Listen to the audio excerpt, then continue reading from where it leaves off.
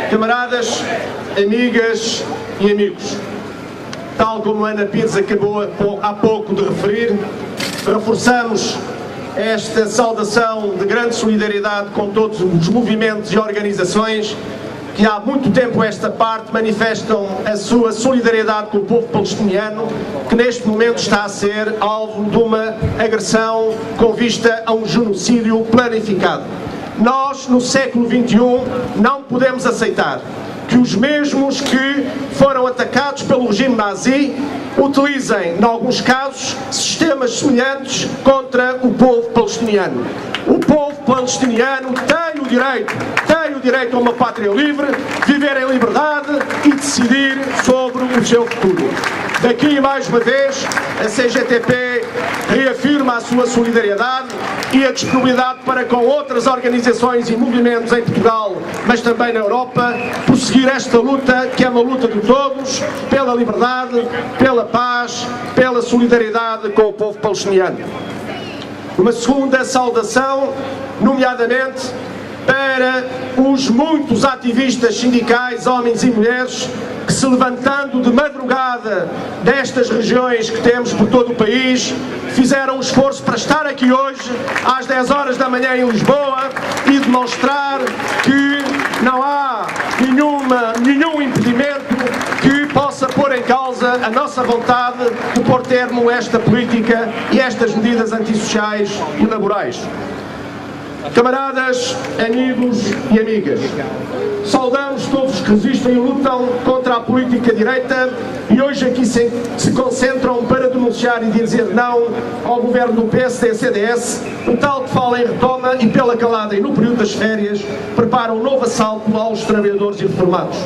É entre a pressa, a cobardia e a vontade de que as suas medidas passem despercebidas, o Governo faz tudo para manter e aprofundar uma política gasta e rejeitada pela população, que não resolve, antes agrava os problemas do país, que não melhora, antes piora a vida dos trabalhadores e do povo, uma política que apenas serve para saciar a alta finança nacional e estrangeira, autênticos vampiros que comem tudo e só deixam o fardo da fatura para o povo pagar.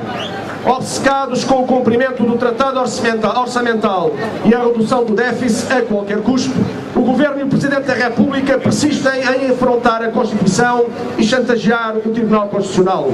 Esta insistência na perpetuação do roubo dos salários e das pensões e no ataque à contratação coletiva nos setores público e privado está indelevelmente ligada a uma política que faz da exploração e do empobrecimento o seu principal objetivo. Um objetivo que se sobrepõe a tudo, mesmo para tal tenham de violar o princípio de confiança e rasgar contratos celebrados com mulheres e homens que, tendo descontado uma vida inteira, são agora confrontados com o anúncio de novos cortes nas suas pensões e reformas. O Governo e a maioria parlamentar que o suporta têm consciência que a contribuição extraordinária de solidariedade é inconstitucional e, por isso, mesmo antes que o Tribunal Constitucional se pronuncie sobre a mesma, apressam-se a substituí-la por uma outra denominada agora de CDS, que sabem de antemão que também está fora da lei. Assim, e por obra e graça do milagre do Espírito Santo, mudam-lhe o nome, mantêm o roubo e transformam em definitivo o que antes era apresentado como provisório. Tal e qual o pilha-galinhas, apanhado a roubar pela 10ª vez, o Governo reincide também no corte dos salários dos trabalhadores da administração pública e do setor empresarial do Estado, repescando a velha lei do tempo do primeiro-ministro Sócrates para tentar justificar aquilo que não tem justificação, porque é imoral, ilegal e inconstitucional. As novas tentativas de cortes nos salários e nas pensões não são medidas isoladas. Elas inserem-se na chamada reforma do Estado, que visa a dilapidação das funções sociais do Estado e dos serviços públicos, alicerçada numa prolongada campanha de ataque a direitos fundamentais como da estabilidade e segurança no emprego e à própria dignidade dos trabalhadores. Aquilo que fizeram esta semana a milhares de professores, obrigando-os a fazer uma prova que não tem outro objetivo senão humilhar e, em última instância, culpar os profissionais do ensino pelo desemprego resultante de uma política que já encerrou milhares de escolas, confirma a obsessão paranoica de um ministro e de um governo que já há muito deviam ter sido demitidos. E aqui, camaradas, eu creio, também por uma questão de solidariedade, mas não só, uma questão de afirmação daquilo que é uma luta que é dos professores, que é simultaneamente a luta de todo o movimento sindical da CGTP, queremos expressar aqui aos professores e às professoras a coragem que tiveram neste confronto com o governo, a nossa solidariedade e o sentimento e também a responsabilização de continuarmos a apoiar esta e outras lutas, todas aquelas que foram necessárias para defender a escola pública de qualidade, o Serviço Nacional de Saúde e a Segurança Social pública, universal e solidária.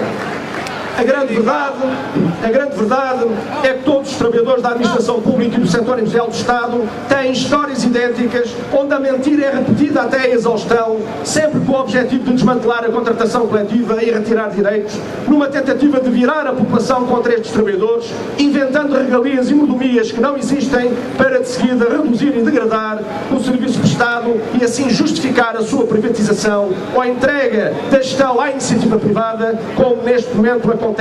na TAP, nos STCP, na Carris, no Metro, no setor ferroviário, na Transtejo e na Soflusa. E há aqueles que neste momento perseguem este objetivo, é caso para dizer que trabalhadores e população, hoje mais do que nunca, têm que estar unidos na defesa dos direitos dos trabalhadores, mas também na defesa de serviços públicos acessíveis e simultaneamente abrangentes a todo o país e a um preço social.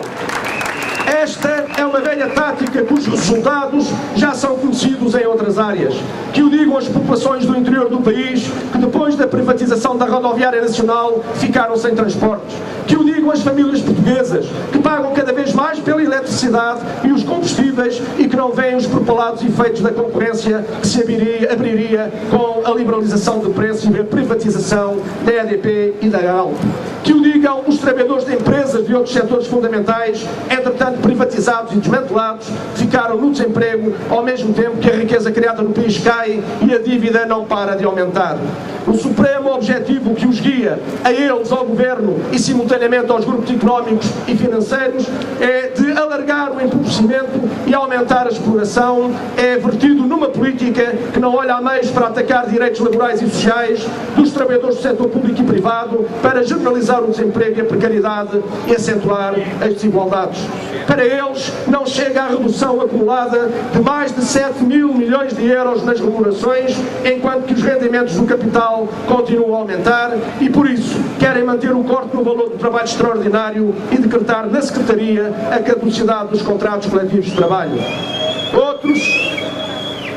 Outros no passado bem tentaram e não conseguiram. Também estes no presente não vão conseguir, porque, camaradas, nós não vamos permitir, por muito que sejam as insistências e por muito que sejam os ataques. A contratação coletiva é um direito fundamental, a contratação coletiva é um alicerce da democracia, a contratação coletiva é um valor de abril, a contratação coletiva é um instrumento fundamental que tem que ser respeitado do ponto de vista constitucional.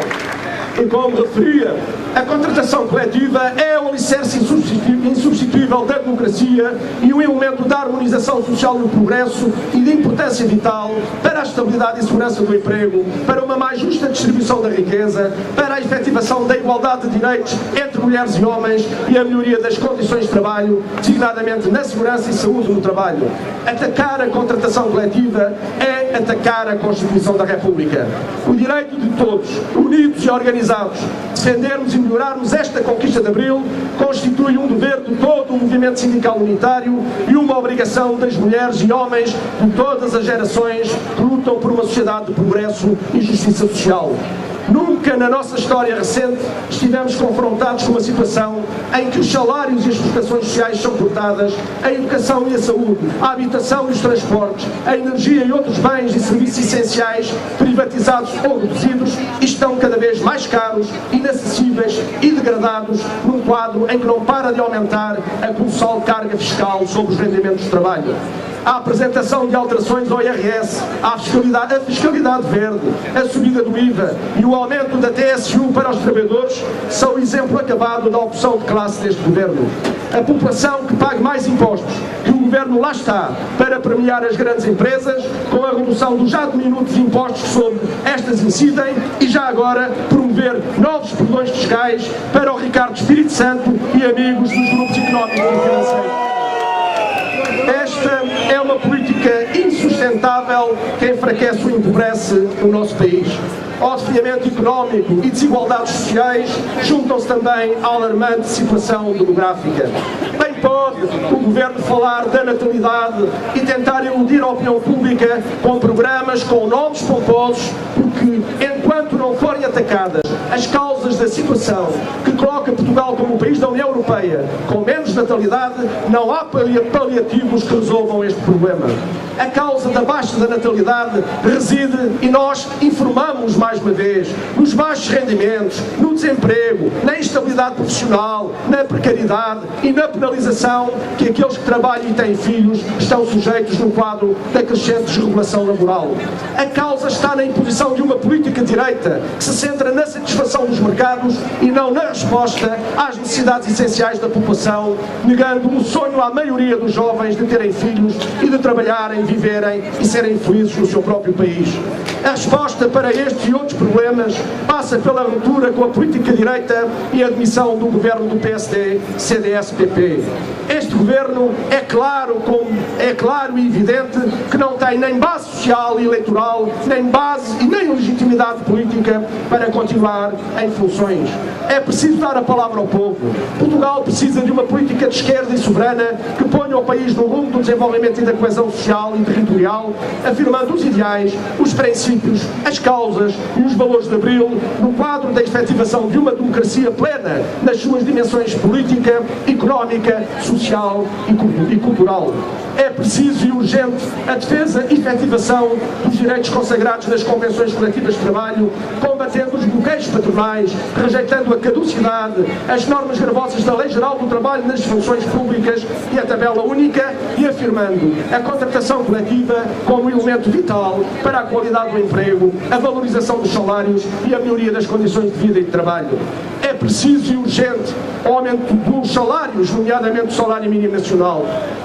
É inaceitável que se continue a negar a centenas de milhares de trabalhadores um rendimento que seja minimamente digno. A atualização imediata dos 515 euros é uma exigência que não abandonamos e uma luta à qual não viramos as costas até que seja atingido este objetivo. Este também é o imperativo de todo o movimento sindical, daqueles que oferem o salário mínimo nacional e de todos os outros que estão acima deste valor, também eles serão beneficiados inevitavelmente com a evolução do salário mínimo nacional. É preciso e urgente romper com esta política e empreender uma alternativa que valorize o trabalho e os trabalhadores, com emprego de qualidade nas fileiras produtivas existentes e noutras de maior valor acrescentado, que permita a fixação dos mais qualificados para que os jovens possam construir em Portugal a sua vida e, desta forma, romper com o ciclo de declínio económico, definhamento produtivo, desigualdade social, desestruturação territorial e quebra na demografia a que a política de passos e portas condena o país.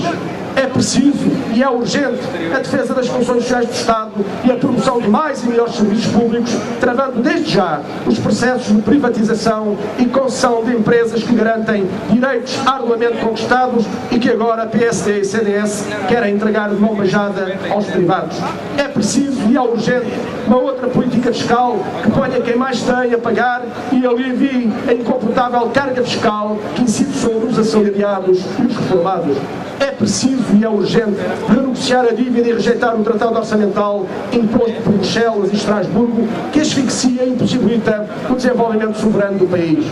Hoje, como mais uma vez se prova, demonstramos que temos propostas, que claramente há alternativa e que o rumo do país está a ser determinado pela opção política em privilegiar a minoria em prejuízo do todo nacional. Sabemos que lutamos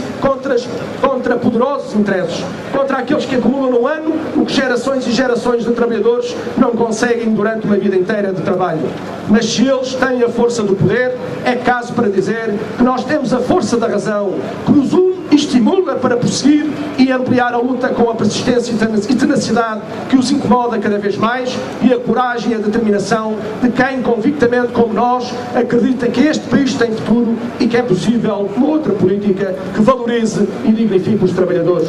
Por isso, saudamos a luta de todos os trabalhadores, nomeadamente da Barraqueiro, onde garantiram o pagamento das compensações de prestação do trabalho suplementar e a inclusão nos subsídios de férias e de Natal dos abonos e outras prestações pagas regularmente. Para aqueles que dizem ou que diziam que nós lutamos e não temos resultados, aqui está um. Mas temos mais, como por exemplo na CP Carga, que ainda na passada semana alcançaram o direito ao cumprimento do estipulado no seu contrato coletivo de trabalho para o pagamento do trabalho extraordinário. Os mesmos que há pouco tempo votaram o prolongamento da redução do valor do trabalho extraordinário foram os mesmos que agora, através da CP Carga e da sua administração, que é uma empresa pública, aceitaram, face à luta dos trabalhadores, o pagamento do trabalho extraordinário, tal como consta do acordo da empresa. É caso para perguntar, então, vale ou não vale a pena lutar? Então, a luta dá ou não dá resultados? Dá no privado e também dá no público.